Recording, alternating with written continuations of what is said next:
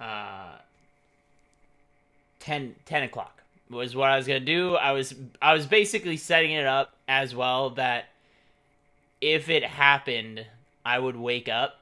So I was letting people know that, hey, if you need, literally, if you see this go off, I was setting it up on their phones. If you see this alert, run in, wake me up immediately. And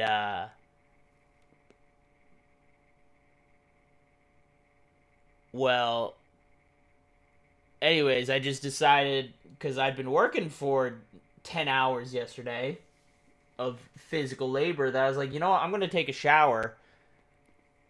I had just like changed out bed sheets and stuff, so I was like, you know what, I want to have a nice bed for a little longer. So I Yeah, went to go that's take fair. a literal 3 minute shower, 2 to 3 minute shower, because I was like, I don't, you never know when this happens, and knowing my luck, this is what happens. And sure enough, the literal moment that I got into the shower, I guess I couldn't hear my phone anymore. Um, even though Amateur not having I a put it, shelf for your phone in the shower. I don't have it in the shower, no, but like I basically had it sitting right outside the shower, but I still didn't hear it for some reason. And yeah, Hmm. in the course of the 2 to 3 minutes that I was in the shower, they went live that exact minute. And I should have known. I should have, like, I knew the clock was rolling over to 9:30, and I should have waited like 5 minutes.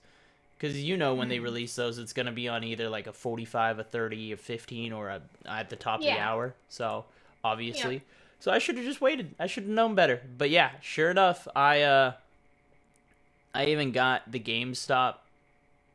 I got GameStop Pro. I became a pro member at GameStop simply for this thing, and I still missed out. And I'm real mad about it. I'm livid Will because, there like, be more? Because it's a special Halo one that you want, yeah, right? no.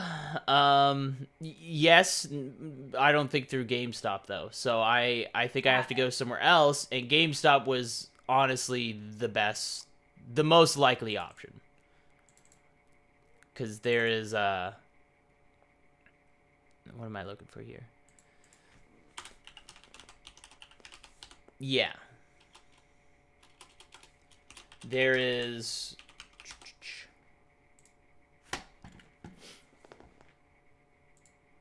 um Amazon and one other website might will have them up. But if if I think if they sold out to pro members on GameStop in 3 minutes, if I think I'm gonna be able to snag one on Amazon, that's a that's a big that's a big thought.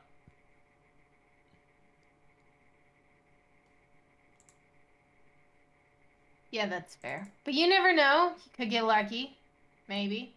Yeah, I mean, I'm gonna try. I might as well, but I'm just mad. I'm just Yeah, mad. that's fair. Why did this not? Hello? Hello?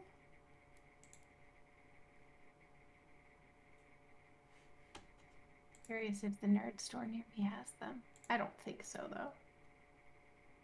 No, they do not. For what? What? Wait, why can I buy an Xbox Series? Oh, S? S. S Yeah. is the cheap one, and X is the. No, they're both in stock. I can buy either one. They're just not the Halo one. Where?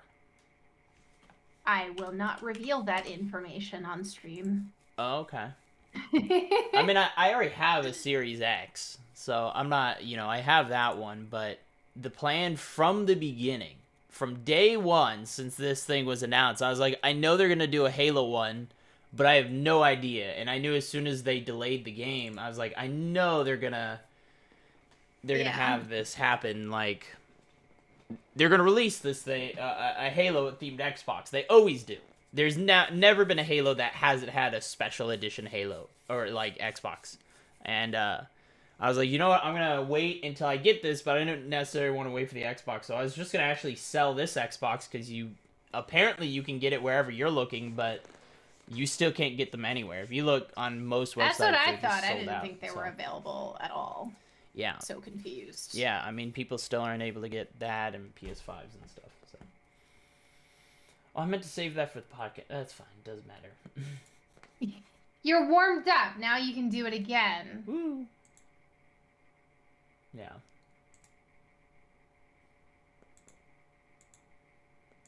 All right. I think we're good. I think I'm ready. Are you ready? Is everything set up?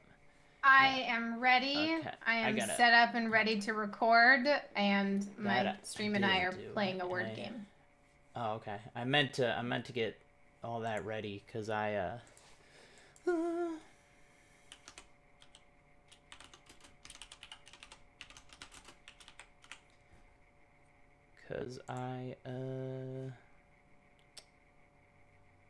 cool.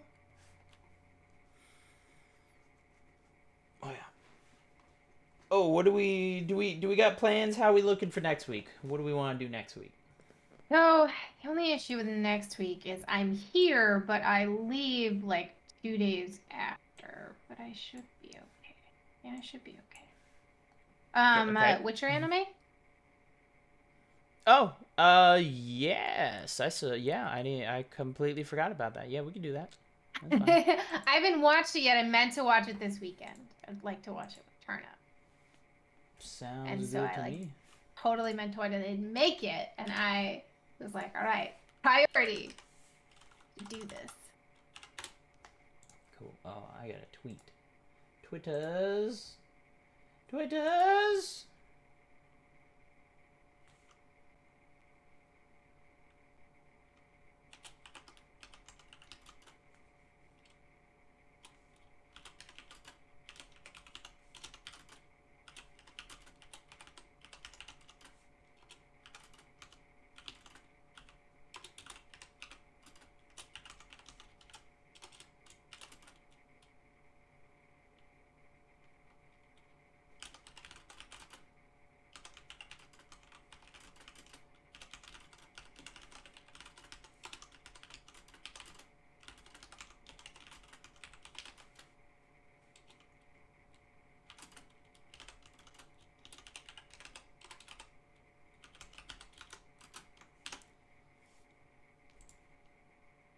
Chat has discovered that alerts are turned off during podcast time, and they're very upset.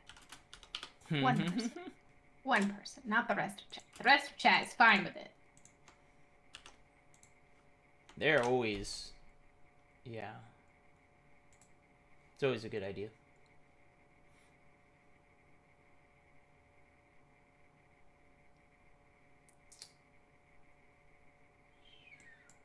Cool. Oops. Alrighty.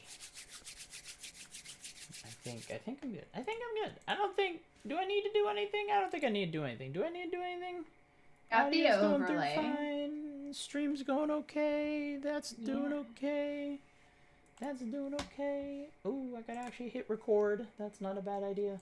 Alright, we want to sync. We want to do a thingy. Yes. Alright. Whenever you're ready. 5, 4, 3, 3, 2, 1. 1. Cool. Look at us. We're pros. We're good. pros. We got good. We're good at it. We're good at things now. All right. What else is new with you? What you been doing this last week?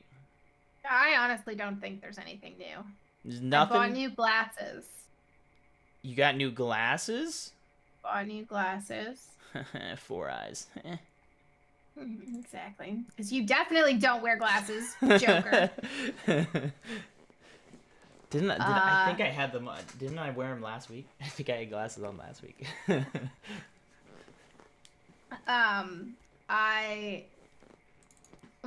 The goal is that I wear glasses more often. I haven't had new glasses in 14 years. Oh, that's a long time. These are did from when I was 14. Yeah, did your prescription change at all? No. Nope. Yeah. Still the same. I had my totally eyes got, I think, a little worse in like 10 years or something. I don't know. I don't even remember. Did you always have glasses? When did you get your glasses? I think I was 8. It was You were third grade. 8? Okay. Because that was something that took me a long time to get. Like, my parents were upset because they realized why I was scared of the ball in baseball when I was younger. Because I didn't get glasses until I was in 8th grade, 9th grade maybe. We didn't realize I needed them until then. So, super late into it, and then all of a sudden we got them for me. So, and then I pretty much wore them. I moved into contacts pretty quickly. I just realized, I was like, contacts are just the better option, so I'll just run those instead. So I got contacts. I think I was allowed to get them in 8th grade. So I wore glasses for 5 years. gotcha. And then switched and mostly wore contacts. Interesting. Well, that'll be perfect, because I know you're still playing that word game on your stream, but that's our cold open. Welcome to episode 14 of Positively Reviewed. That's our cold open. Ness wasn't prepared for it, and that's why it's perfect. We're okay. back. I have my tea. We're here again. An actual 2 week in a row. We made it. Look Is this at us. the third week in the row? No, we did Fast 9, and you and Daya. we did. Yeah, we had did a some. fill-in. That's Yeah. right. So, he tried to convince me. We tried to go to.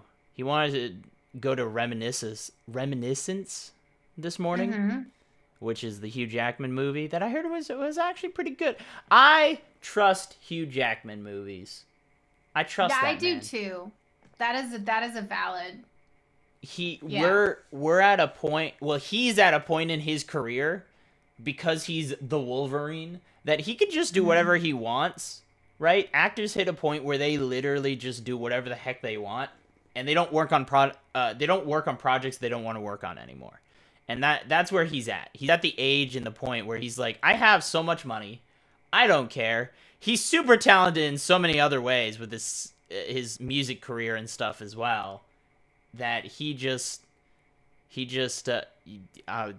that was the look of, you didn't realize he has a music career, did you?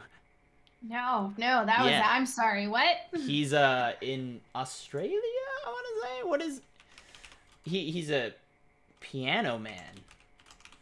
Piano man. So Australia is, I believe, correct. Yeah, actor, singer, multi-instrumentalist, dancer, and producer. Oh, dancer, I know. That's right. That one as well. What's the I can't remember what else he's done. But point is now he gets to pick whatever roles he does, and he's pretty picky, I think. I don't think he's overly picky. No, I think he is. I think he is pretty picky. In a good way. Is that he truly looks at projects and he's like, this is going to be a good one, and decides to. That's what he does. So they also have to have a lot of money in order to afford Hugh Jackman, which means they probably have a decent budget to make the for film, like, if they're not spending it all on him and special effects. One would hope. You never know, though. That's true. That is a risk. Right. So I'm trying to think. What else does it say here? I don't know if he plays. All right, okay. Here you go. Guitar, piano, and violin. There you go. So I remember him for his piano. I think he's had concerts and stuff that he does. So he's a talented man. He's a beautiful man. Impressive. Supposed to be a very nice, decent human being as well. So like that's all around. Yeah, so anyway, I've heard he's just the perfect person. Daya tried to con you into going and seeing the movie. Oh, right. Yeah, that was what that was about. Yeah, he was like, this morning, hey, you want to go see if you could sneak in a movie at like 12:30? And I was like, I doubt it. I'm going to try and double shift. Plus, I'm going to do that. I'm already on 4 hours of sleep, so this is gonna go great. It's great. I gotta go something right after this, so we're on a bit of a time crunch. Not really. We got plenty of time. Maybe I'm a little bit of a time crunch. We're fine. Got it. Whatever works. I got the perfect amount of time, but alrighty. But we are doing Splitgate. Oh, I need to ask you a question. Hey, when does Valve make a game with a 3 in it? That's the question. Yeah. Did you hit your head, Joker? I know you had a rough morning. I know you had a hard time today. You had some unfortunate shower timing. Oh my, we'll talk about that later. Still not going to excuse you missing out on the most basic video game tried and true commandment of existence. 3s are not within the Valve Bible, right? It's very true. Skip right over to them. Yeah, they do. I really hope they keep that, like, just forever. I think, isn't there one game that Valve has that has a 3 in it? I think they actually have one that came out in, like, 2005 or something like that. I don't remember. Don't quote me on that. Game. I don't remember. I used to have a friend, I guess it was family friend, who worked there actually at Valve. He did a really, really cool job that I won't get too deep into, but he was basically a memory allocation guy. Oh yeah, we talked about that on a previous podcast. Did we? Okay. Well, you know what? The Dota memory allocation. Yeah. Oh yeah, that's right, because we were talking about Dota. Yeah, that's right. So,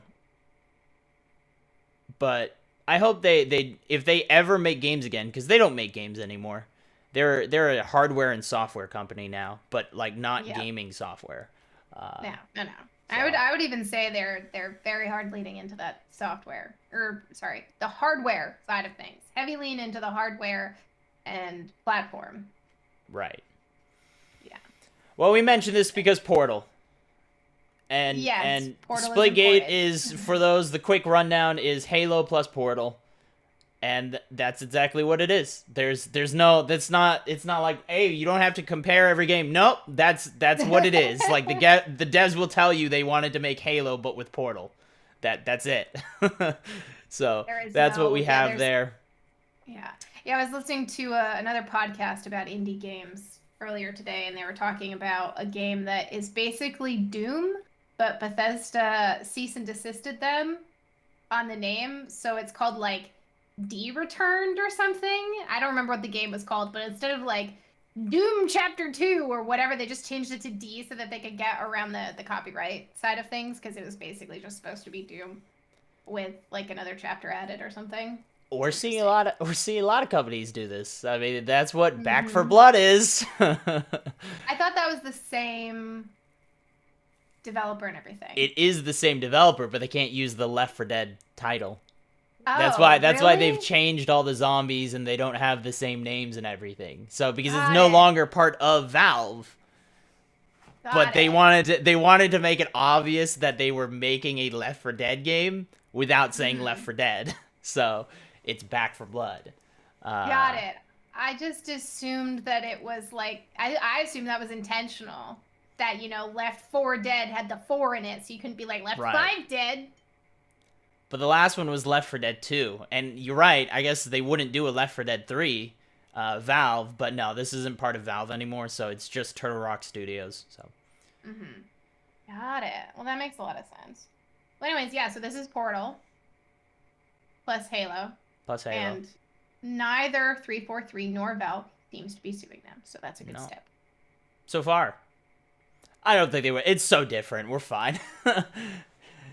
Portal didn't invent portals, sadly. They just invented the good way to do them in gaming where it actually looks good. Which, super complicated, by the way. I still barely understand. Yeah, well, just the concept of having how your cameras and how looking through portals so that you can see out the other side of where you shot the portal. Super complicated. Insanely complicated.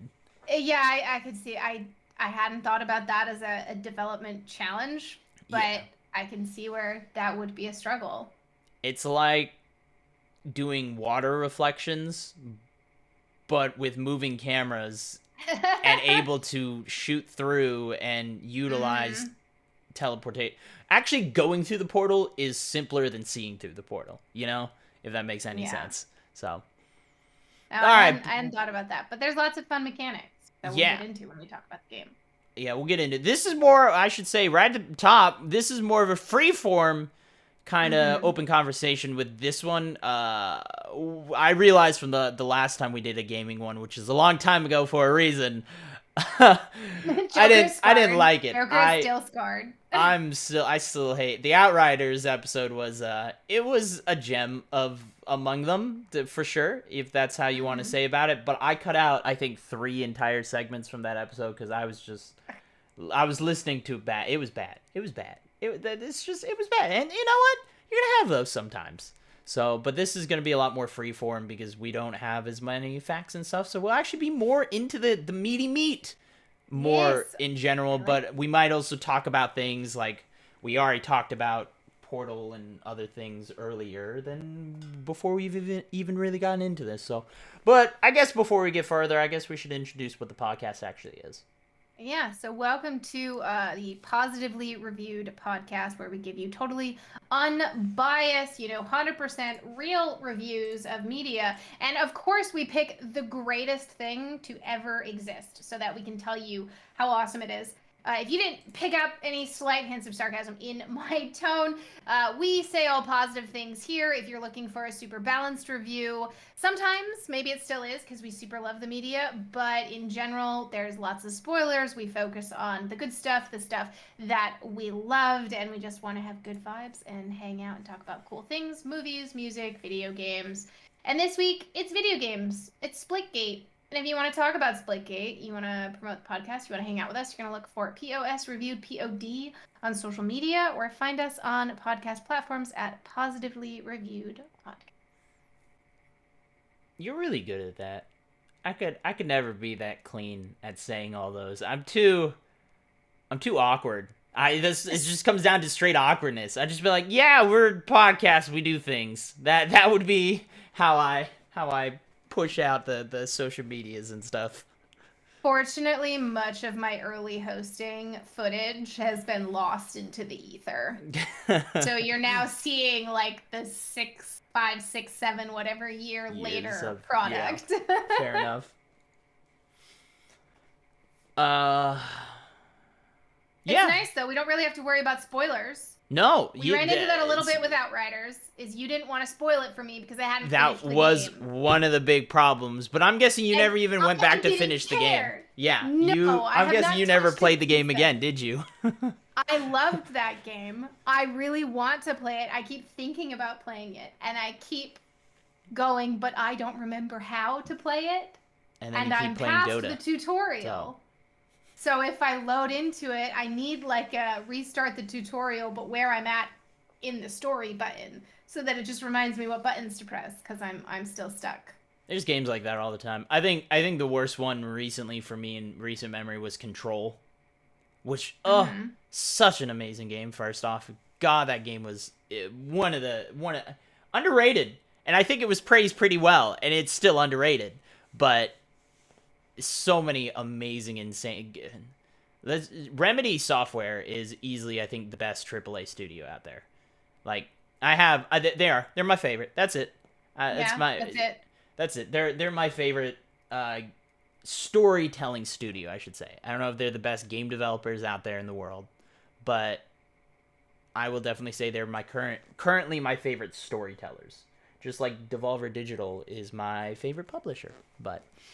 Yeah, speaking of publishers, this one is created by 1047 Games. We're talking SplitGate now, and it's created and self-published because it's just a few people. I think they've got a lot more people now working on this game, but when was the first time? Did you play this at TwitchCon like 2 years ago? No? It was both at TwitchCon and it was at a DreamHack. And I never saw it. I maybe walked by a booth, but no, I didn't play it until maybe a month ago or whenever they basically first relaunched and came back, and you had to wait forever to get into the servers. Oh yeah, I saw that in the fact. I didn't write that down. I guess they had such a huge influx of players because it came out on consoles as well as it kind of they called it a re-release because apparently there was so much stuff different in order to make it work for consoles that they just call it a re-release. But yeah, they literally had you sit in a queue, which I will agree is one of the worst trends that happened in gaming and still does happen, obviously, was the fact that you buy a game and typically on day one of a lot of games these days, for those who maybe aren't all that adept, I don't know how many people listen to this. I mean, I feel people who listen to this who are part of our audience know gaming more than they know movies and TV shows. But most games, not, I don't know most, but a lot of games require you to be online at all times. Meaning you have to be connected to the internet just in order to play the game. Like, it won't let you. Destiny is a good example. It literally will not let you in past the start screen unless you're connected to the internet. And Splitgate is one because it's an only multiplayer game, so there's no campaign or anything anyways, so there's not much you can do. But a lot of games now, on the very first day, they have you sit in a queue. So you buy the game, you sit in line at GameStop. No one sits in line at GameStops at midnight releases. That's not a thing anymore. But you sit in line, you get your game, you download it, you spend all this time, and then you hop on, and then you wait in a queue where you're like 10,000 in the queue as they're loading people into the game slowly over time. And it's not Is even... that better or worse than actually waiting in line at a store and being... Worse. Way worse. Because I already spent the money on it. I want to just play the game. But you didn't have to wait to buy it. But now I'm just waiting afterwards. So I've already had the joy of spending the money for it, and now I'm just not getting the product. The joy of spending the money. I don't know if that's really the joyful part for me. It's all of it's not joyful. That's the problem. But it makes sense, right? You can't hold that against game companies. No. Servers... In a multiplayer people, yeah. And, game. oh, what was the Division? The Division was pretty bad for a while with it, for the first few weeks of it. But yeah, it's not as simple as everyone's like, just buy more servers. Like, the game companies just need to do more servers. It's not... If only it was that simple, right? It's not as simple as just get more servers and all of a sudden more things work. It's typically how the games are coded, their networking and stuff like that, that can only handle so many people connecting to each other. There's also just buying more servers might seem like an easy solution, but if you only need those more servers for a day and you had to buy them for a month or a year, or you had to like buy physical servers that you're going to be stuck with for like, depending on what service hosting you're using and the setup and like everything it takes to scale, and you're doing all of that work, and you're an indie game and you don't know whether 100 people or 500,000 people are going to be trying to play the game. Like, it's not worth it to invest when you don't know when it'll fix itself in a week. Exactly. Well, I mentioned that I played this 2 years ago, I think. I think it's been 2 years at this point, at TwitchCon, the Twitch gaming convention. They had this game there. Yeah. It wasn't the first time they showed it off, but they had it there. The devs were nice. The devs are awesome, first off. I know I sat down and I think I spent the most amount of time at the Splitgate booth than I did the convention floor. I'm a socially awkward person, so even at a convention where I'm surrounded by like-minded people, which we'll get into PAX. Ooh, that's true. Yeah. Ooh. Which actually, now that I think about it, you could have a guest next week who was actually at PAX. At PAX? That could be a good episode for next week. Who could this person be? Is it somebody that we know? I know it's Torben. Well, you know, like 6 people going, so I was like, I have so many options in my head right now. I was like, who are you talking about? Yeah. Oh, okay. Fair enough. I don't think I know. I think he's the only person I know who's actually going. I'm gonna throw that out on Twitter. I want to find out if I know absolutely anyone who's going. It's gonna be a sad show. I just know PAX is always convention season is literally my favorite time of the year. I basically save money the entire year so that I could just blow it all at gaming conventions, and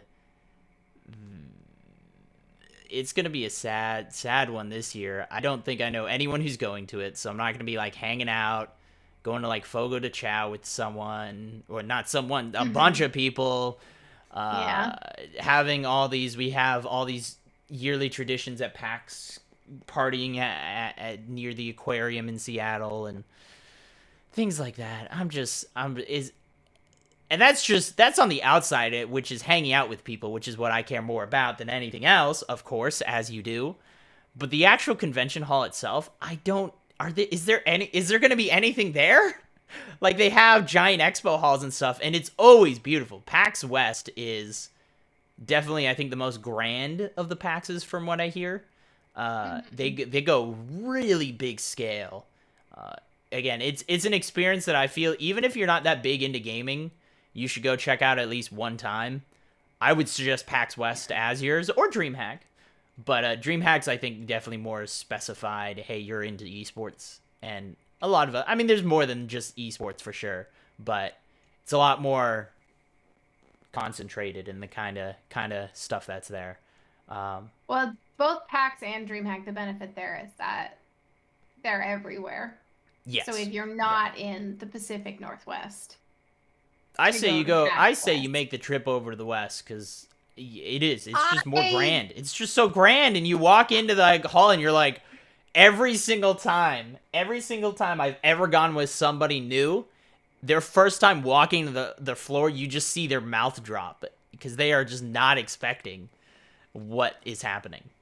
Yeah, I mean, I personally say don't go on vacation to a gaming convention, but that's just me. Oh, I agree with that too. I mean, okay, no, maybe I disagree on that, but I try to keep it as casual. It have to be to travel. Yeah, right. I guess it's a specific kind. I know for you and me at this point, a lot of it is businessy and worky at times. Mm-hmm. I learned my lesson, I think, after 1 year, that I do try to keep it as casual as I can now. I do try and work some business stuff, whatever that may be, hosting an event or something. I do try and do a bit of that, but I try and keep myself open enough so that I can just enjoy my time there. I learned my lesson after a few years of that, so. Yeah, we're supposed to be talking about Splitgate. It's fine. Don't worry about it. Fine. We'll get to it eventually. So Joker first played Splitgate at TwitchCon, which right. is one of these big gaming conventions that we're talking about. So roll back the clock. What was it like that? Well, what year was it? Was it 2018? 2019. No. 2019. 2019. Yeah, 2019. I think. All right. I think. So I don't remember. It might have been 2018. Too far. But yeah, I don't remember. Like, I'll be... You spent the whole convention there. Yes. So I remember playing it. I remember how it feeling and stuff like that. But I was thinking about it earlier. If I playing the game now and how I played it back then, I could not tell you the differences. I mean, there's the main ones, like, you know, obviously they didn't have battle passes and the menus and stuff were all changed around a little bit. And, like, there's some big obvious changes of just a game that's being showcased versus a game that's fully released. But actually playing the game, like the gameplay of shooting portals and stuff like that, yeah. I don't remember many of the differences. I couldn't pick out, like, oh, it looked differently, or, oh, you had better jetpack abilities and stuff. But you remember the game. Right. It's not like just playing the game a couple weeks ago. You were like, oh, brand new game. Like, you remember the experience. Oh, yeah. You don't remember a lot of differences. Okay. Yeah. No, I That's good. I will say, coming from Halo, it's definitely fun. I mean, if you talk to the devs, they are hardcore Halo fans. Like, they are diehard Halo fans. And that's why they wanted these, like, they wanted to make their own version of Halo. Because they personally, and I don't want to speak for them, obviously, but talking to them, I know they're not as big of fans of the current Halo games as they were of the original, right? They're in that boat where they were like, Halo 3 is the best Halo game, and it will be forever. That's okay. Nothing wrong with that. You don't have to like the new Halo games made by 343 and stuff like that. It's your own opinion for whatever you want, right? So, but that's a large part of the Halo community, and they are in that boat, and they just haven't been as happy with the current Halo games, so they wanted to make their own. They wanted to make one that they would be happy with, but then they also just wanted to throw portals into it to make it more fun, because who doesn't like portals? I don't blame them. Yeah. Okay, so I do want to ask, because I always find devs interesting. I always think developers are super cool. What do you remember about them? Like, give us the personality bio. Like, if you've ever watched The Mentalist or Lie to Me, you know, give me the breakdown. They're smart nerds. I don't remember what they look like at all, to be honest. If I ran into them, I would not be able to recognize them. Okay. But I could tell you is like they were really passionate about this.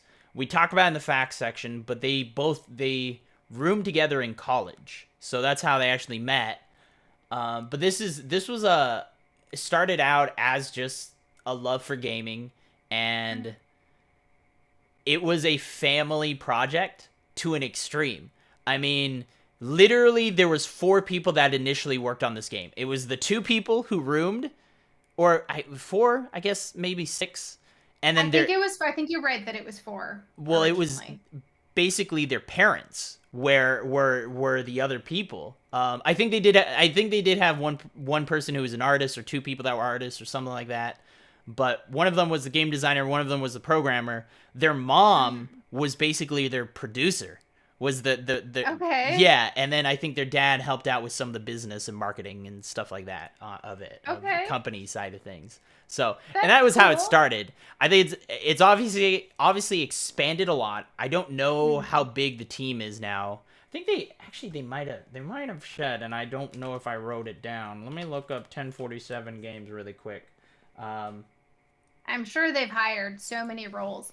So they did a Kickstarter, I believe, to kind of help with the re-release, and it blew up. And I think someone donated like an obscene amount. Angel investors or another company or something donated a ton of money to buy them more servers so that more people could play. Yes. I mean, I have it in our facts section. We do have a small facts section. If you want to just jump into those, you might as well.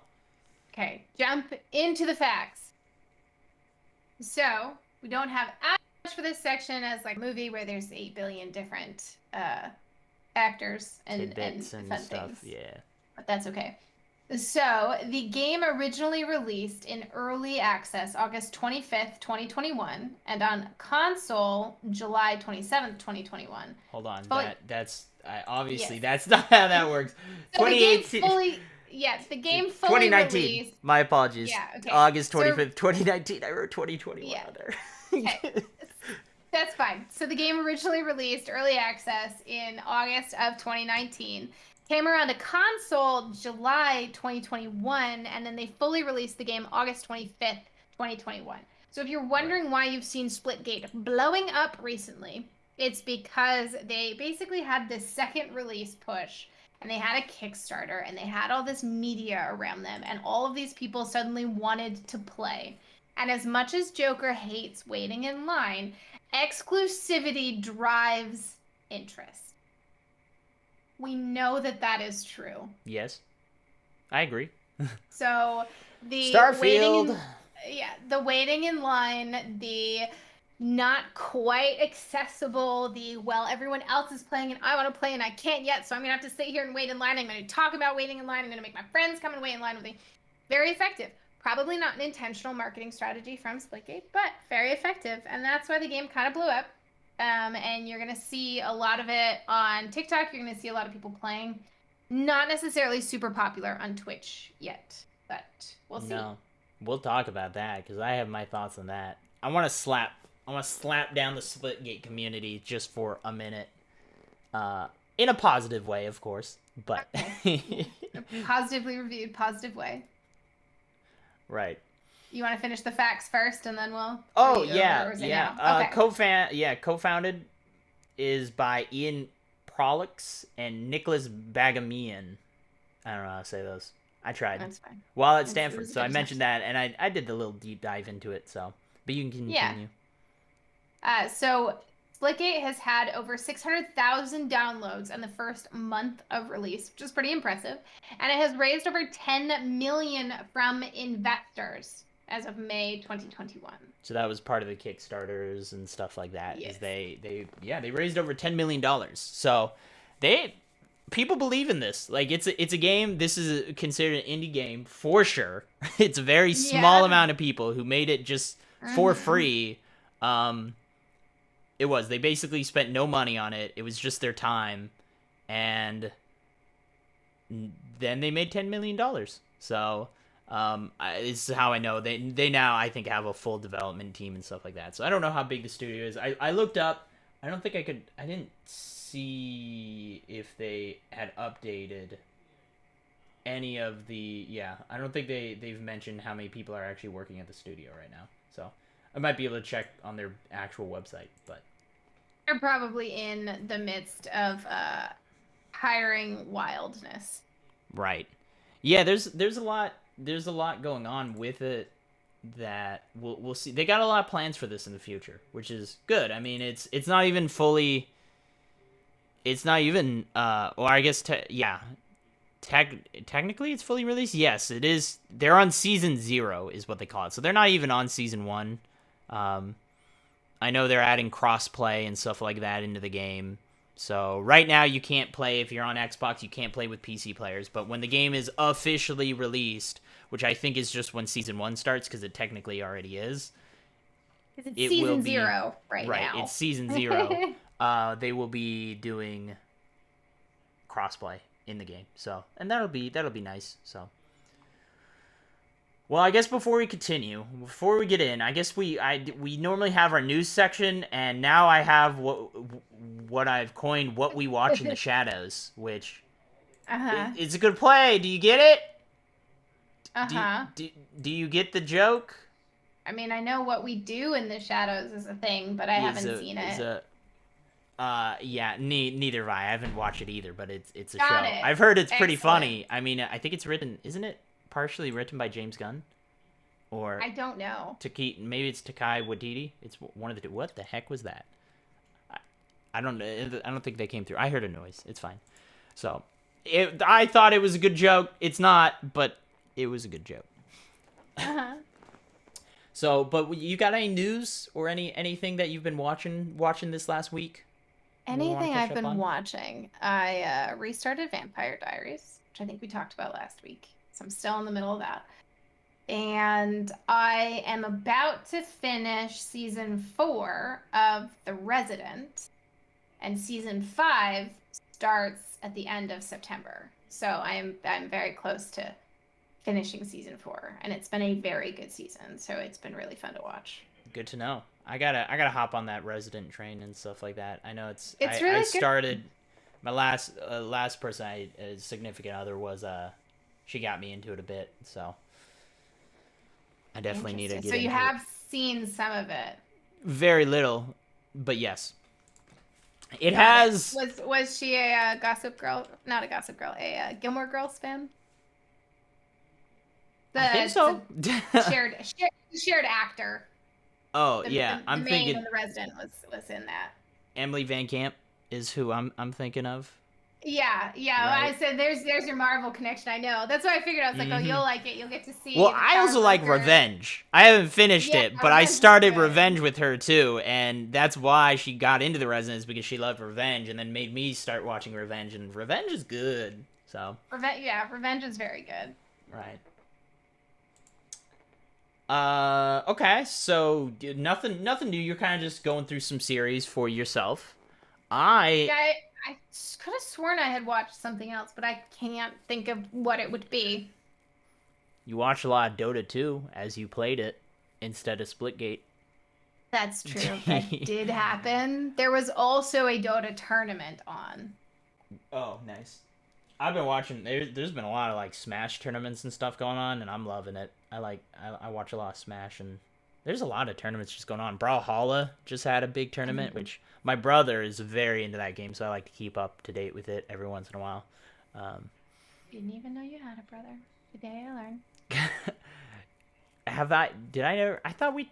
You. I That's think fine. so. You know what? That just took me. It took me for a second to process that. Okay, good to know you didn't know. I also have a mother and a father. I did figure that one out. Oh. Let's see, I've been watching The Warrior. I talked about it Mhm. last week. I'm still watching. I'm Yeah. on the final, the last episode I just watched. I've been like slowly eking that series out because I don't want it to end. It's definitely a series I'm like, I don't want to rip through this and then end it and then have nothing to do with my life. So I'm on the final episode of the first season, and Mhm. it's so good. I'm really excited for this last episode, but I still gotta watch the second season, and we do know they're getting a third one, so yay for that. And then that was pretty much, I think, really, other than that, I've been keeping up with a lot of, honestly, YouTube. Yeah, I could talk about that, I guess. I've been getting Yeah. into Corridor Digital a bit, which is a Okay. YouTube channel. Actually Um, heard of that one. yeah, so they were. It's weird how this. It's weird how these channels break off. So if you don't know the YouTube atmosphere a lot, for those who aren't as privy to it, there's not a lot of creators that were around 10 years ago that are still around now. Well, still around now doing the same content that they used to do, I should say. Almost And still everyone. relevant. And still relevant, yeah. I mean, there's still plenty of them that are around and they're making stuff and they're just kind of going through it now. They're just going through the motions, and they're gonna get support from people. But this was a studio that was kind of originally built around people like Freddie Wong, who had Mhm. who Freddie Wong was did a bunch of action videos. He basically did a bunch of action YouTube. He eventually made the video game High School, which I love that series, but I know it was not the best acting, and it was not. There was definitely some fundamental problems with it, but I loved it. I loved the heck out of it. Um, but yeah, so he made the studio Rocket Jump, and these people who initially started Corridor Digital, I believe, worked with Freddie a whole lot on a lot of his projects and kind of did their own things, but they're visual effects artists and a bunch of other. And now their studio, Corridor Digital, has broken off into like 3 or 4 other channels called like Node and a bunch of other stuff as well. So they have even their own stuff that they've broken off into, but so they've moved into this, and they just specialize in visual effects stuff. They basically run a bunch of stuff. Like, they do a lot of cool videos, like racing in AI to see if they can edit stuff. They had one where it was editing someone out of a video, basically a non green screen video, Mhm. taking him Oh out so that they gosh. could use it, and they had an AI to see if they could do it faster. And basically the AI beat them all because it was a brand new AI that's able to do it really quick, and it looked really good. um, they did use a different tool, I don't remember what it was called, that actually did it almost as fast though. Like, they kind of tied each other. So and you know, before you'd have to do it by hand, where you have to mask out, literally you would go in and have to do the little dots around the person and mask out literally every single frame. And that's how they used to do in movies and stuff like that. But they do that, is they recreate old VFX shots. And Mhm. my favorite series by them right now is Stuntman and visual effects artist React. So it's a React series, but it's basically a deep dive into older movies, and they just show like old stunts, or they show new stunts like the John Wick stunts or something, and they talk about kind of the process that it takes to make some of those. And I don't know, I'm into those things. I like the whole how things are made, and I like visual effects and stuff like that. So, but that's what I've been getting really into. So I watch a lot of that. Yeah, I did find a podcast today earlier. That was Ooh, interesting. what podcast? Uh, unladylike, unlady something is interesting. It's a mixture of, they have these really good guests come on and talk about different things. So the first episode I listened to was really good about millennial burnout. And then they have other episodes where listeners write in and ask for advice. And the one that cracked me up was a woman wrote in and said, "How do I politely tell people to mind their own business? Ever since I got married, they keep asking me when I'm going to have kids." And both the women were like, "Well, you know what you could tell them." And it was very entertaining and they were very funny. But then they had good advice too. They were like, if you want a nice way to do it, you could do it this way. Keep in mind, that's a super personal question, so you don't have to be polite. And you it was just tell really them funny. Yeah, basically, they were like, they told some really funny stories about that, and it was just fun to listen to, because it's obviously got a feminist angle to it. It's called Unladylike, but it didn't feel heavy-handed. Like, it felt just like you were listening to this cool. It just felt like you were listening to two friends talk about stuff that was going on and bringing on people who knew what they were talking about to kind of answer different common questions. And it was cool. I had fun listening to it. I'll probably check it out. I listen to a lot of podcasts when I'm at work. That's basically all I do because I can just listen to stuff the whole time. So I just rip through podcasts, and I'm kind of bored of my stock podcasts. So I need new ones, and so I'll go check that out because I also think I've been listening to one called No Dumb Answers with Mark and Brad, which is from Rooster Teeth. Oh, okay. But the concept of the podcast is basically it's three lesbians. Mm-hmm.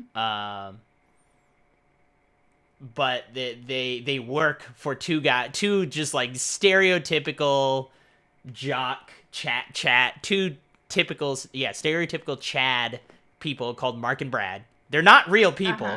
They actually do have two people at Rooster Teeth who play the characters of Mark and Brad. But, so the three ladies work at the studio for them, who they have this podcast, but they end up always forgetting to show up, or they don't show up to the podcast. So the ladies have to take over and do it. And it's actually really good. It's really funny. I'm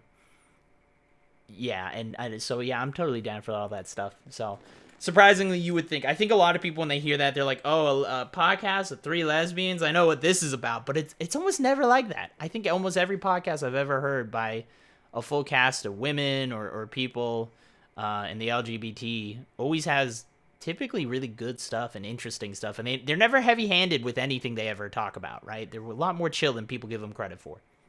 Well, because usually what happens is it's like, yeah, you hear me talking about being a woman in video games or whatever all the time because it's a problem that I am consistently smacked in the face with. But the reality of what I want to talk about is I want to talk about video games, or I want to talk about a bad boss, or I want to talk about millennial burnout from that other thing. So usually what ends up happening is there's that identity, and people assume that identity is what's going to be the central thing, but really, people really don't go, "Hey, I'm a lesbian, like this is what the podcast has to be about." They go, "Hey, I'm a person, here's what I'm interested in that happens to also," kind of thing. And so it's nice to see products where people do get to be themselves and not have that as their defining fact, not feel like they have to have that forced as their defining factor. Like, it's fine if you want that to be the focal point, but you shouldn't have to have it be one. So that's cool. Now I want to listen to that. Yeah, hopefully. Well, I'm worried because they might have ended the series after they've only had one season. I don't know how well it was doing. It was fun, but they just had a series finale where they actually brought Mark and Brad back for the first time, and it was. I will say that it was funny for the first bit, but they kept with it the whole time. After the first 40 minutes, I was like, all right. It's funny, but they just it totally different format. But I was okay with it for the joke, I guess. And I like the people. I get it's one of those. I listen to all the Rooster Teeth podcasts, and you definitely get that. You get that where you follow actors and stuff like that, right? Like Free Guy, you like automatically just because Ryan Reynolds is in it. And it's the same idea with podcasts. Is I grew up watching Rooster Teeth, and I still do. So whenever I hear the people who I used to watch or I know work for this company that I love, I instantly have a little bit more enjoyment towards it that I think other people do. So I think that's part of it. But when they brought Mark and Brad back, they stuck with it where they really just kind of push. Kayla is the normal host, but they just kind of pushed her out of the podcast and they just kind of ignored her. And she's really into crypto and stuff like that. And so they brought it up. They're like, hey, we just discovered crypto. You probably don't understand anything about it. Oh my So gosh. let me explain crypto. And of course, they just did a terrible. Yeah, they did very, very stereotypical. And for the joke of it, it was hilarious. I Yeah. loved it. So, but Oh my gosh. No, it sounds good. yeah, I So, enjoy it. if you played a bunch of Splitgate and you need something else, take your brain off Splitgate because you've heard how awesome it is from us. You just got so many different media recommendations. Yeah. Yeah, dude, I've been rambling on today, haven't I? I've been That's doing that okay. a lot. I didn't even talk about Xbox. Long story short, I tried to get the Halo Infinite Xbox today. I stayed up. Mhm. I worked a double, so I didn't get home. I worked nights, so I didn't get home until 8 in the morning. And I basically was staring at my phone from 6 a.m. until 9:30, trying to wait for this thing to go on sale at GameStop. I went to take a 2-minute shower because I was like, you never know when this is gonna happen and when it's gonna drop. So I'm gonna take a quick shower, literally 2 minutes, and I'll pop back out and I'll be ready to go. Yeah, no, it went on sale the exact minute I walked into the shower, the exact second, and I ended up missing it. And I'm real. I was about this close to throwing my fist through a wall, and I'm not the kind of person that does that. But I was very livid. I tried to fall asleep after that, and I was just angry awake. I was awake out of pure rage.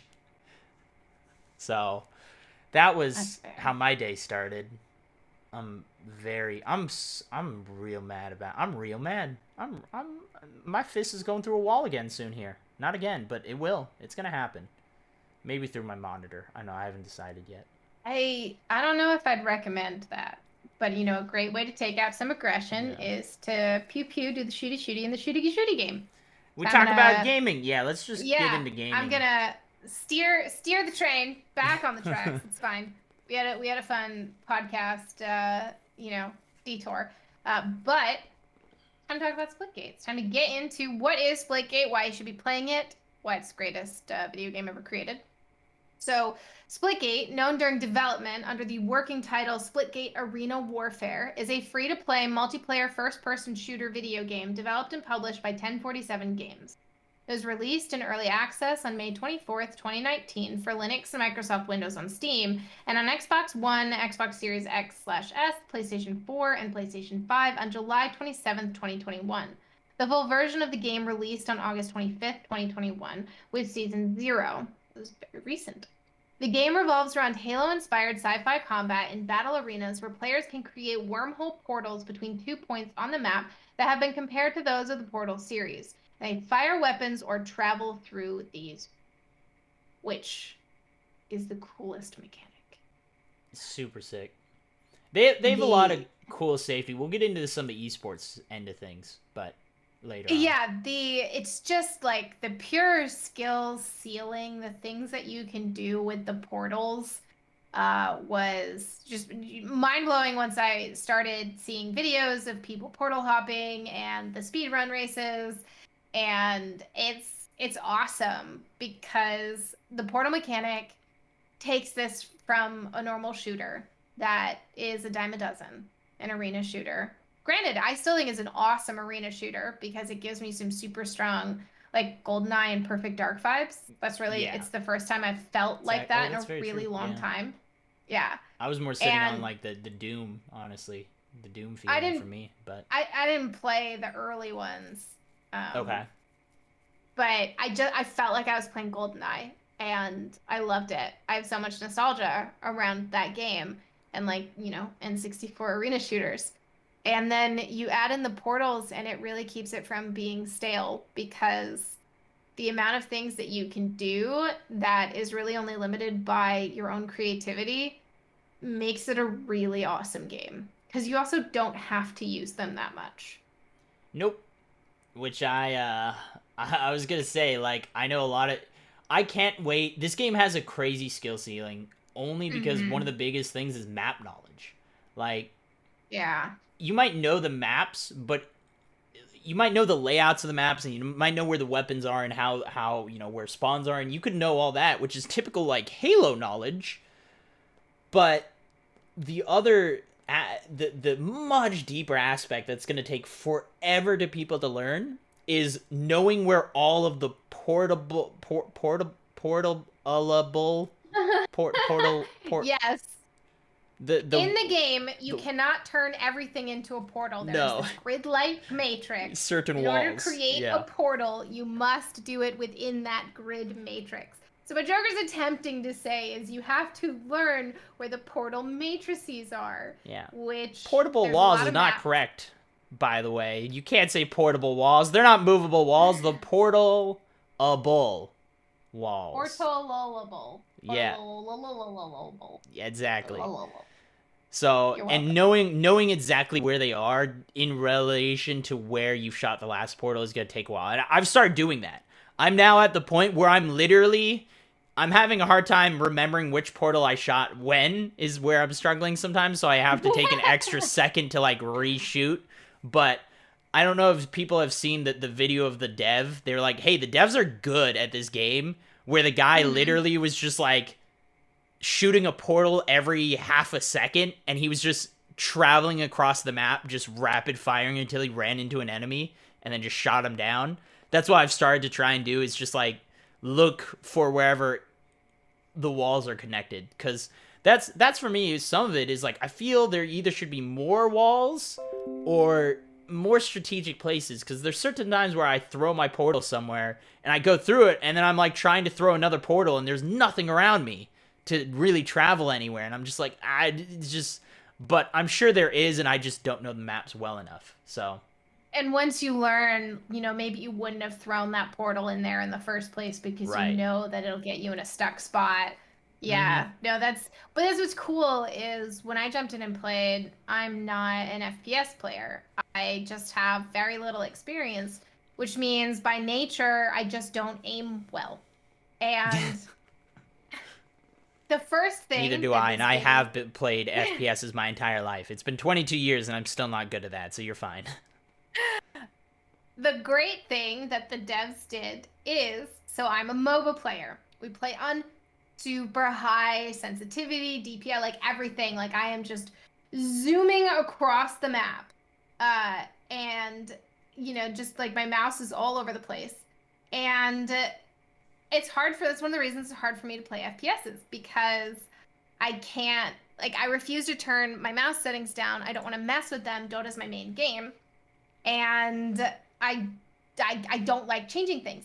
But in SplitGate, when you jump in, the auto settings, the sensitivity is way lower. So even if you come in with like a high DPI, the sensitivity is set super low so that you can actually still shoot. That might be for you. I still lower my sensitivity even more than what it gives me. I'm just throwing it out there. So I'm sure that FPS players in general do. Like I can't. I still need some level of zooming, but I find the aiming. I get so many headshots in that game. Like I love playing the headshot mode because I'm just like pew pew pew. Oh, pew, SWAT. Yeah.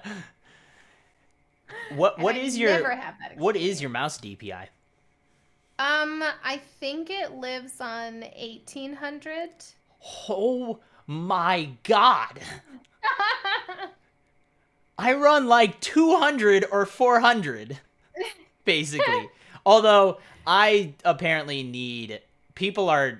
I'm on the opposite end of the spectrum where people are surprised how low my DPI is. Which, again, most people run, like, 400 and 600 is relatively standard. But yeah, 200 I run... Low. People come to... A lot of people who play FPSs look at my stream when I play, and they're like, hey, you need to lower your sensitivity a bit more. And I'm like, I can't go any lower. I'm playing on 0.1 sensitivity at, like, a 200 DPI. I don't know what else you want from me. So they're like, oh, that's very low, They're like, oh, I mean, I guess. I just came to the conclusion that I'm just Garbo. So Garbo tier. It's fine. I make up for that in being able to actually use portals. So I can't wait. I can't wait till see how this game plays when people actually learn how to use portals. Because most of the time when you play, there's currently two types of players in the game, and one of them is the correct way in the current state of the game, and I say correct way with quotations because it's still a sucky way, is there's the people who just barely use portals. They will sometimes they're like, oh, hey, I need to get up to this higher floor, so I take a minute and I have to like sit there and process, okay, how do I shoot portals again? Because I don't use portals at all and I don't know how to use them. Or there's the other type where it's like, I put a portal in the middle of the map and then I go hide in a corner with another portal and then I just look through it and wait for people to come through the area so I shoot them through the portal. Because the game has a mechanic where you can shoot through portals, which allows you to basically, you could shoot through behind people and then shoot in front, shoot in a corner, and then you can just sit there and look through it. So there's a lot of camping going on, which I think is a big problem with it.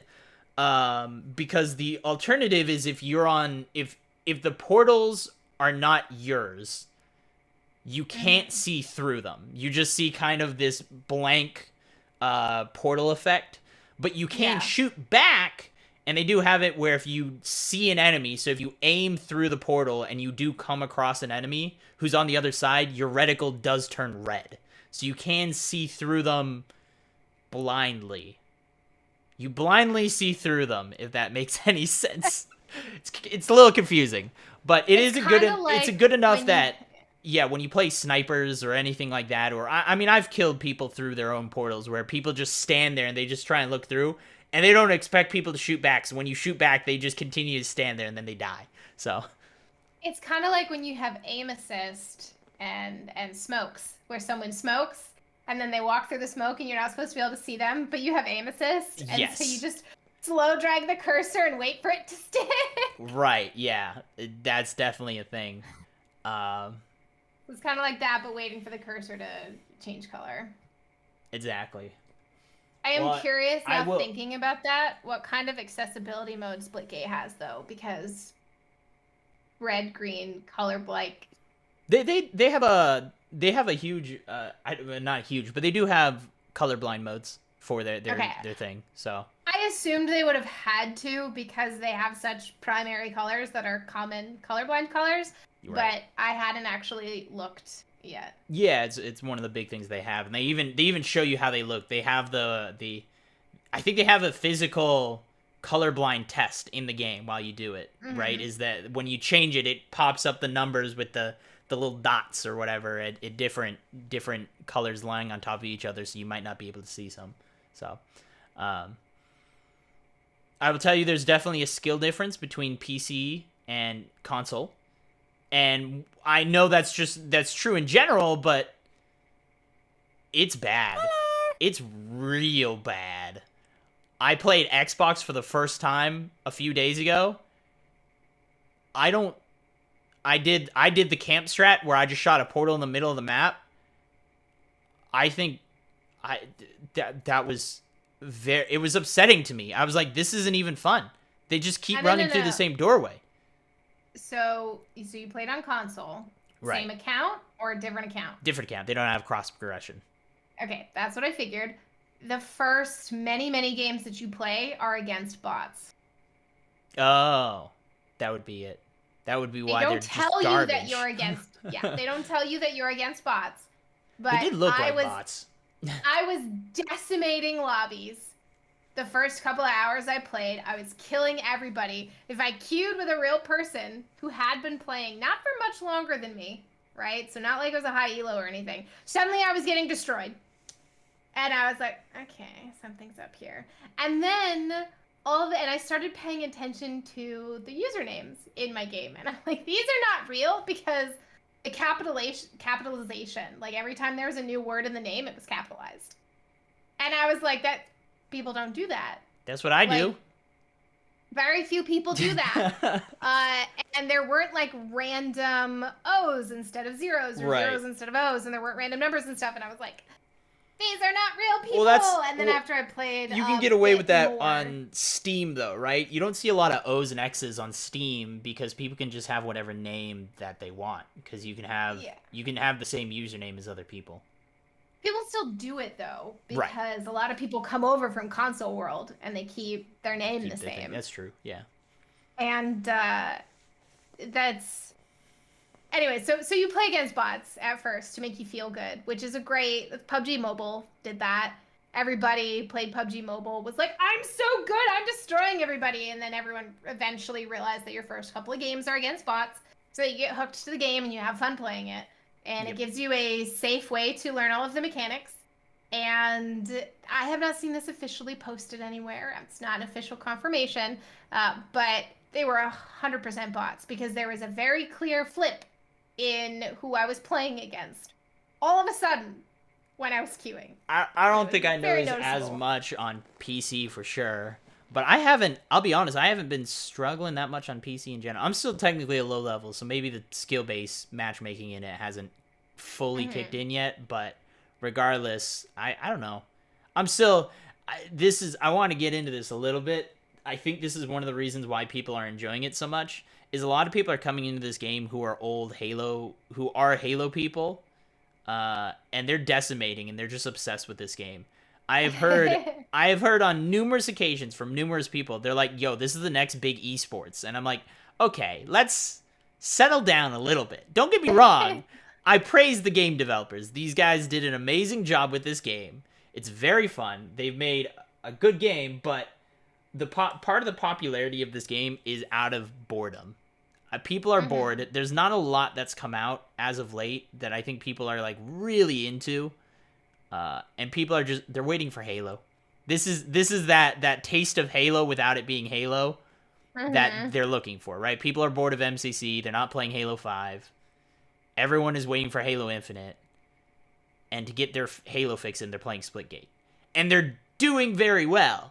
I have a friend who he's gotten a lot better. We've been training him in the art of competitive gaming, especially in esports. He started out as a very not good player, and he's become a very good player. Actually, I watched some of the. He started out with one of those that whenever we played Apex Legends, right? So we trained him on Apex Legends basically, and initially you start out, and every time he gets into a fight, you're like, okay, well, I'm just gonna assume he's gonna die, and we're just gonna focus on what we're doing, and we'll help him out later because he's gonna go down no matter what. Or it's like if me and the the other teammate die and he's the only one left alive, we're like, and that's gonna be the game, we lose, right? But now he can clutch out every once in a while. He actually wins the fights, and I can trust him that if he gets into a fight, I now am able to trust that he can survive at least and win that every once in a while. So he's gotten a lot better. The difference is extreme, and he's obsessed with this game because I think he's also just destroying people in this game currently. It's so fun. It's again, as someone who's not an FPS player who really struggles, it's once you get into people who are really good at portals, it can be a little demoralizing to just get wrecked by someone shooting you and you have no idea where it's from. That's where that's the direction I'm trying to jump into that early because most people, again, I'm a little bored of the game, and not out of I'm not enjoying it, but that is the secret, right? That's the other type of player or maybe not you, but you do that. I'm working on it, though. You put a portal in the middle of the map and you just sit there and you stare through it. And then you just camp the entire game in the corner and you just wait for people to come by and shoot. That's it, right? And I learned once you do that, I get so many more kills doing that, and I'm just like, I don't like this. I'm bored of this. You will get wrecked with that when you get the people who are really good with portals and doing because there's that little ledge. So after you create a portal and you go through it, there's a little ledge you can stand on, and it like keeps the portal open, and you can kind of have 3 portals up. Yeah. At once, like you can sort of mess with it, and there's portal hopping. And I have played against people who are significantly better than I am. I won't say they're really good. But I have queued with other people with a lot more hours in the game and gotten people who just wreck you. And they're not sitting in one place camping a portal. They are moving. They are all over the place, just wrecking. Those are the people who are going to be decimating, and that's exactly what I'm working on. Is I got to learn the maps more than anything to get there. But yeah. A corner portal kill. The last time I played, I didn't realize it was a thing. Like if someone was chasing you, you leave a portal behind and then throw one out ahead of you and then shoot them as they turn the corner. And that happened to me. And I was like, what? This is the worst. And I was super mad. And then I was in the same map. And so I heard someone chasing me and I did it. And I just shot right through. And I was like, I got a corner portal portal kill. I did it. I saw it. I copied it. I did it. Look at me. I'm so proud. I was so proud. Have you gotten just a portal kill yet? Well, that was a portal kill. Well, no, you kill someone with the portal.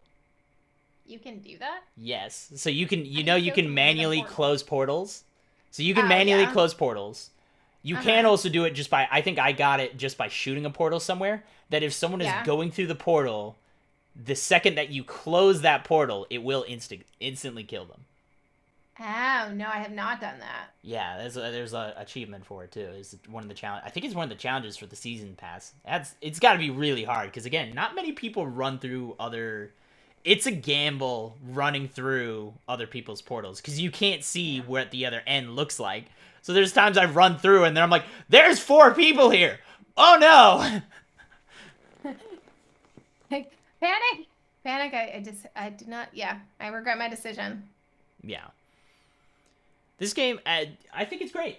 I like I said, I think that I don't blame the devs. I think people are praising it a little more. I think people are more obsessed with this game than they should be. I think it's a very good game that people should be playing. I hope to see it grow. But like I said, when people are being it like this is going to be the next big esports, I'm like, okay, let's settle down a little bit. Don't get me wrong. I think there's plenty of esports potential in this game. But saying it's going to be the next hotness on the level of whatever Call of Duty or Apex or something, that it's not there yet. Okay. Well, the problem with that is what people also don't realize is that very few esports are properly grassroots, right? Especially big ones, right? So, Dota is going to be seen as, oh yeah, it's grassroots. There's all these third-party tournaments that kept it alive for forever. No, Dota 2 launched with a $1.6 million tournament back in 2011 when that kind of money did not exist in esports at all. We are talking like $2,000 tournaments or like tournaments where hardware was the price. Okay, $1.6 million.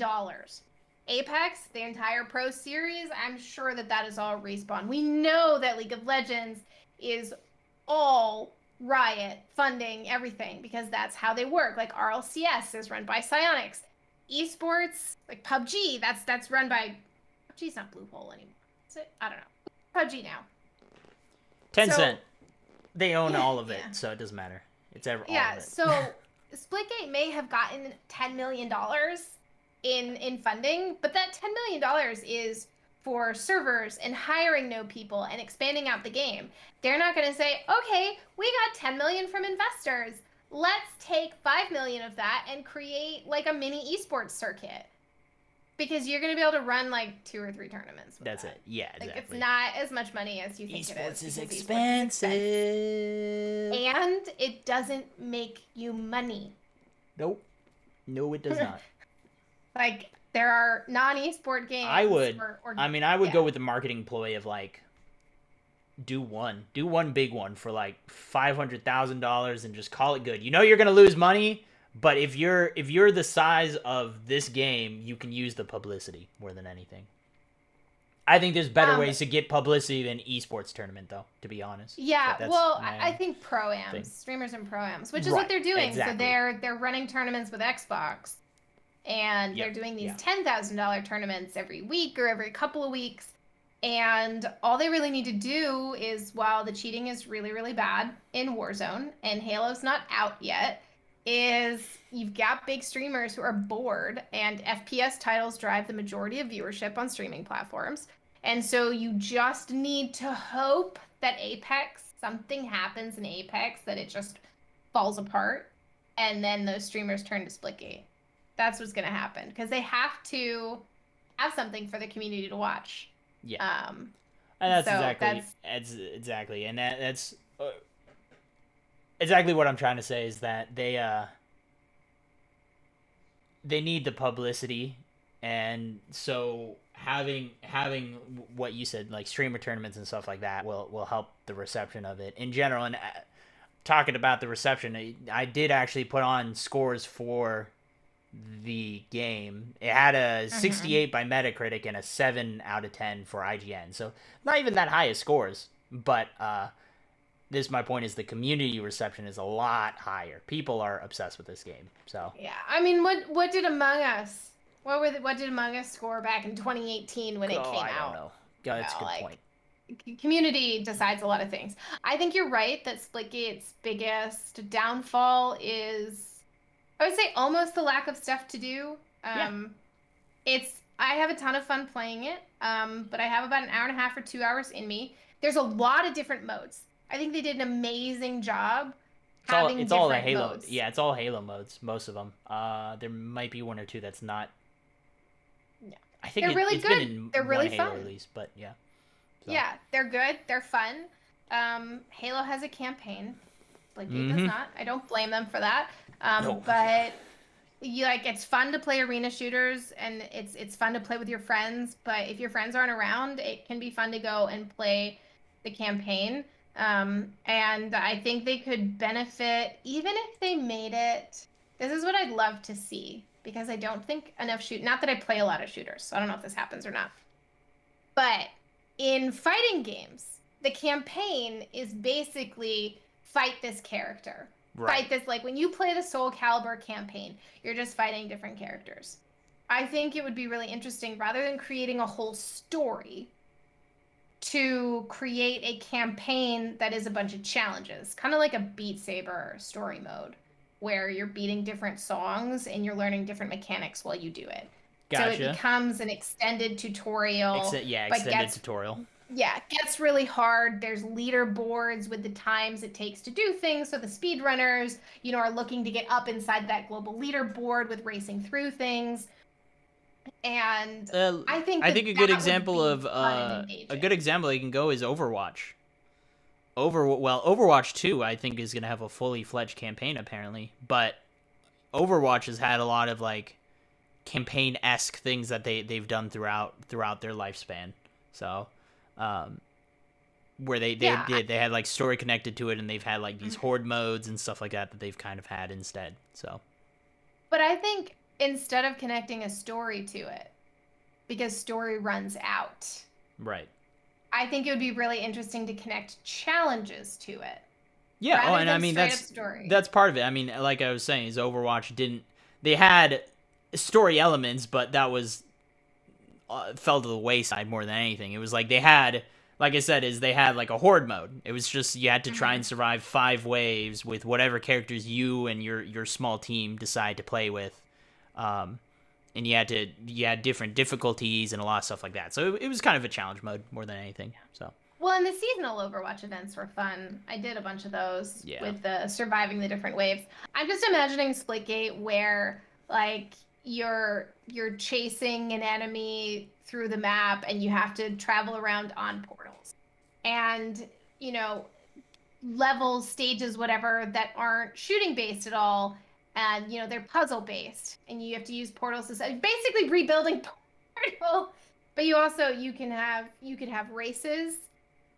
Which I think they put something with racing into the game. Yeah. And maybe, I don't know. And the cool thing about that is if you don't actually have a story to it and you just have a series of challenges, every time you have a battle pass, every time you update content to the game, you basically just add 4 more levels.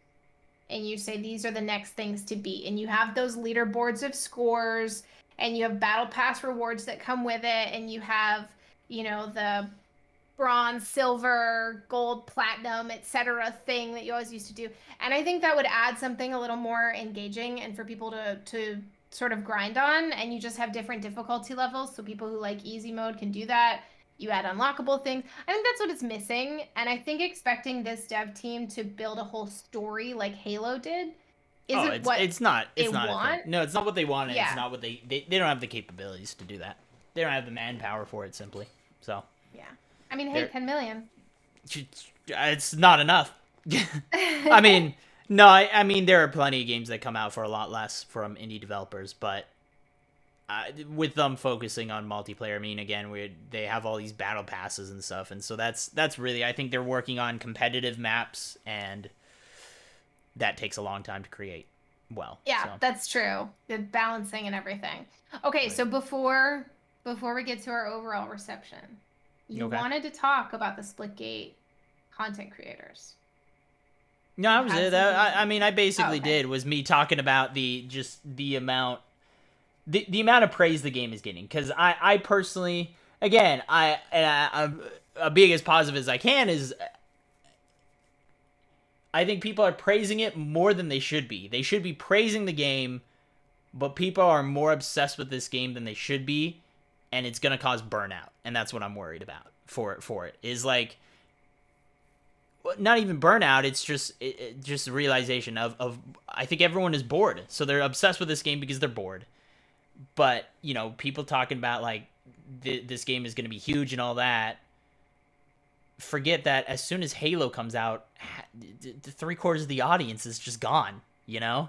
Maybe. They may bounce between. I mean, you might be a little biased when it comes to Halo. For sure. I mean, don't get me wrong. But like I said, with this game feeling as much like Halo as it does have a very big Halo audience. So a large part of their audience is just going to vanish for at least a little while. But that's exactly what I mean, is I don't want people to burn out. And there currently isn't enough maps, and they have quite a few maps. Don't get me wrong. They've actually made some really awesome maps. Some maps I'm a little like, I don't know how I feel about this one. I feel there either should be more portals or less portable walls. But I think there's some people I've already seen. I just looked at like my Steam's friends list. There's a dude who in the last week, right? It tells you like how many people have played in the last how many hours were put into the last week. Someone already like has 80 hours in the last week, and I'm like, that's insane. That's you're gonna burn yourself out in like 2 weeks with just as little as there is to do. And when Halo Infinite comes out, you'll never come back to this game. So, but this is a game I hope does prosper even after Halo Infinite, because I think that's it's like. People are praising it more than they should, but they should be praising the game developers. It's just, I don't want people to burn out on it. So, well, as of August 19th, SplitGate had over 10 million downloads. Oh, yeah, that was part of the fact that I think we just missed, didn't we? That's fine. No, you wrote 600,000, and I was really confused. Oh, that was 600,000 downloads in the first month of release. That's right. Was it 10 million downloads? Back in 2019. It is free to play, which helps it. But yeah, I think maybe I just saw the 10 million and I assumed it was talking about the money that it made as well, investment. So I think I just ignored it. So yeah, so it has over 10 million downloads because I was thinking, how does it compare to Valheim? Because I remember Valheim having something like 4 million. But maybe it was more than that. I'm happy I didn't get into that. Yeah. Game. Valheim has been downloaded 5 million times. Now, granted, Valheim was not free. SplitGate is free. Right. Shooters are also very popular. They're a little easier, but free game makes a big difference. Valheim was really, really popular. A ton of people were playing it. Tons of content. I got super into it. I loved it. I was playing it all the time. I was not blinking enough. And you did run out of things to do. And the devs were not prepared for how popular the game was, and they didn't have the next content ship ready. Yeah. Now, the next content ship is actually coming out in a couple of weeks, and so I expect Valheim to get really popular again because people really liked it. So I think what we're going to see with SplitGate is they've got 10 million people with it in their library, and that's a pretty big deal. And Halo is not shipping like previous Halo games. No. It's big air quotes here, missing certain features because it's going to be a live service game. It is free to play though. That's also on top of that. So part of it is free to play. The multiplayer part of it. Multiplayer is free to play. So. The campaign/story is not. So I think what we might see happening is SplitGate could even see a resurgence when Halo comes out, because it will have had time to add more things to the game. Halo will ship. It will not ship as a full, again, heavy quotations, Halo that people are expecting. Right. They'll get grumpy and they'll go play SplitGate, which just had another shiny new update. So there's some potential here for, I honestly think, some healthy feeding between the two. Because it's definitely gonna for me. I think it's definitely gonna get some when I think there might be a lot of people who aren't as much of a fan of this multiplayer as they were hoping. So that's when they'll just dive back into SplitGate, and then there'll be that war. They're like, "Quit Halo! This is bad Halo. Play SplitGate." You know. I think yeah. So for me, there's also something beneficial. So Halo is scary for me because I never played it, and I'm going up against people who've played Halo for forever, and I It's don't not a really want very to jump into welcoming that. place. Yeah. But Splitgate was like, well, these are kind of new mechanics, and I'm still against people who've played shooters for forever, but it's not as much, and so it's easier for me to play Splitgate. After playing Splitgate, I've gone, okay, maybe the Halo multiplayer won't be so bad. Maybe I'll play that. Maybe I'll have fun with it. So I think that Splitgate's done a lot to help Halo. And then conversely, like you said, I think that Halo coming out has made people hunger for it, so they go play Splitgate. And I think as it comes out, you might see some cross-pollination. They do have bots in Halo. I think you would actually enjoy the bots. They're actually pretty good. So Yeah, you no, that should. would work for me. It's a good way to just like. It's gonna be. They have a bot warm up mode and stuff like that they're planning on having. And I mean that's what the first gameplay stuff that we got was, and it was really good. And I think you'll actually enjoy it because the bots aren't bad. Like they're actually pretty smart AI relatively. So I think someone who's new to Halo and learning it, it's perfect for them. It's great. It is. I think it's perfect for people who are scared to go into multiplayer. So The other cool thing is that something that I've always wanted to see in esports are single teams that do multi-titles. And we've only really seen it with battle royales where someone like DreamHack Winter, there was some kind of like X Games challenge. I don't really remember what it was, but basically there were teams that they were playing H1Z1, PUBG, and something else. And they competed in all three throughout the weekend. And cool. it was like the Yeah, they have circuit a PAX. triathlon. PAX has a big one that they have called the Omegathon, is what they call it. Yeah. So And it would, because the games are similar enough, having a Halo, Splitgate, and then a +1 uh, type. Again, the companies aren't necessarily going to work together like that to create a sanctioned thing for it. Of course not. But I do like what that brings up for pro-ams and streamer tournaments, and I think you could have a lot of fun if you did maybe like Team Fortress. I don't think Overwatch would quite work. Cool. I don't know. I liked it. I think the game has a lot of potential, but I think what we're both saying is they need to add a lot more to it very quickly. It's And just gaming in general these days. It's not even just Splitgate, yeah. you know? We've seen this trend. Like Valheim, Among Us, Fall Guys, like they all needed to be fast with their content or they lose the audience really quickly. Is one, I think, the amazing things, the insane things that Fortnite did is that they were literally dropping new content every single week was insanity. That was unheard of, and that's not plausible for any other studio, basically. I know, because Epic was already a large, well-funded. They had a full team. Fortnite had been stupid around money already. on it. Yeah, they generated ridiculous money, but they did spend stupid money in order to do that. And Fortnite changed the gaming landscape for sure. It's gonna definitely go down in history as one of the more momentous games I think that came out for so many reasons. But you know, there's a few bad things. I think people are harsh on it more just because it's the cool thing to hate Fortnite. But I think one of the things that it is it did set up people in the mentality of wanting content every week when that's just not plausible, right? No. All right, so overall feelings. I mean, we kind of talked about them, but yeah, it's great. I mean, I'm loving it. I'm excited to see where it goes. I'm having fun with it. It's a good. I'm bored with everything else. Let me hop in here for a little while, you know? Yeah. Play a few matches, so. And you don't have to wait to play anymore. No, you don't have to sit in a queue. Yeah, that whole server waiting thing for a free game, by the way.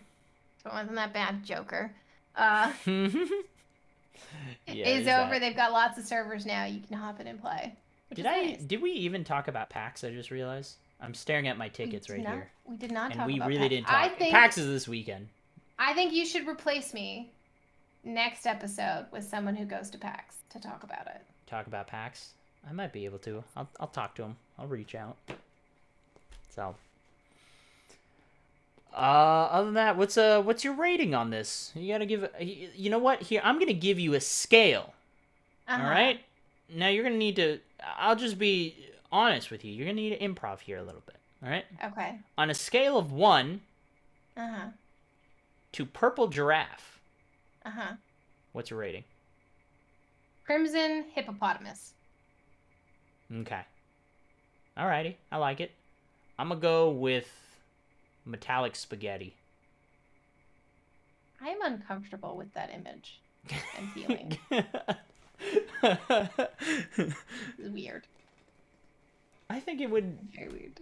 I think it would make a good structure at like an Italian restaurant. You could have that as like a statue of some sort. Metallic spaghetti. Yeah. I was thinking like edible gold leaf that they use to decorate desserts with, like on the spaghetti.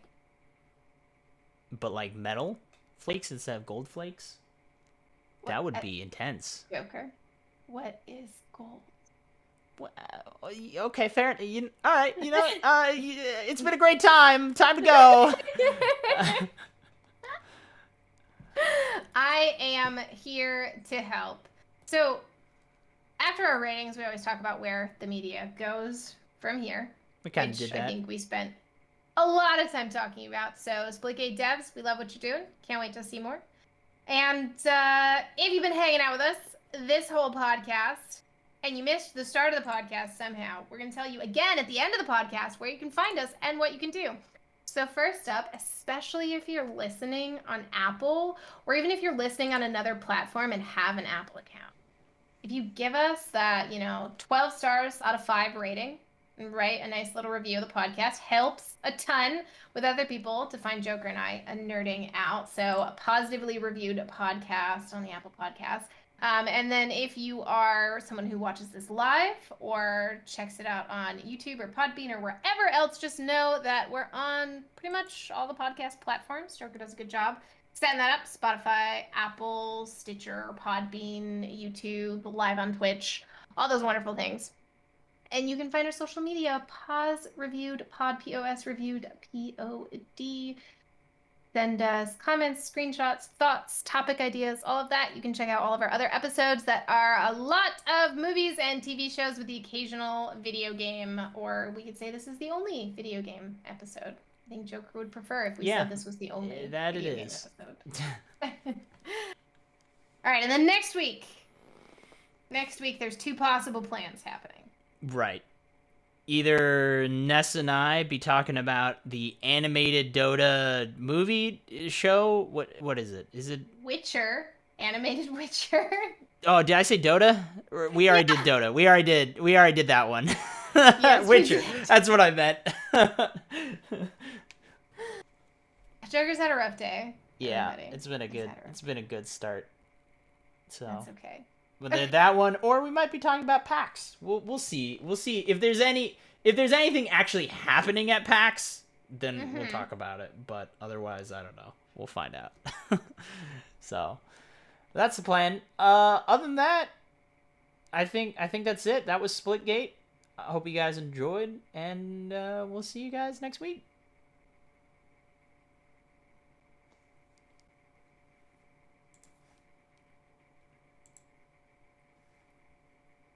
Perfect. Nice. Perfect timing. Much better. Honestly, much better than the Outriders one. I think for gaming, I think it can be a lot more freeform. I think we just have a lot more background in gaming that we can go off on other tangents that don't have to do with the game, right? That we can just talk about the game industry in general rather than anything else. So I think it works. Maybe that's just me. Oh no. Don't know. No. The audio I recorded in is not audio you're gonna want to use. Why? Because it's my voice mod, and I'm gonna sound like an underwater alien. Send it to me anyways. I don't want to. Send it to me anyways. Because first off, I want to hear that. It sounds hilarious. Second off, I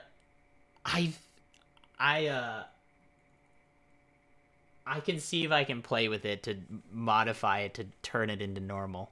It will not. You will not turn it into me. I would just recommend using Discord audio.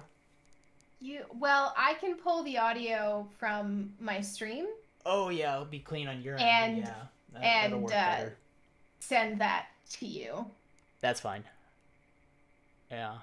Yeah, I went to look and I was like, why is So it wait, so has like that- why like these waves look wrong? Like they look weird. And then I realized what it was recording through and I was like, oh god. So, is that what you were sending out to your stream the whole time too? No, my stream Okay, doesn't it's just have the a voice recording. mod. Okay. The voice mod is to make me sound like I'm a dude with a really shitty mic in Dota. Sounds awesome. That's why my Steam name is different and everything, and I haven't gotten harassed since I did it.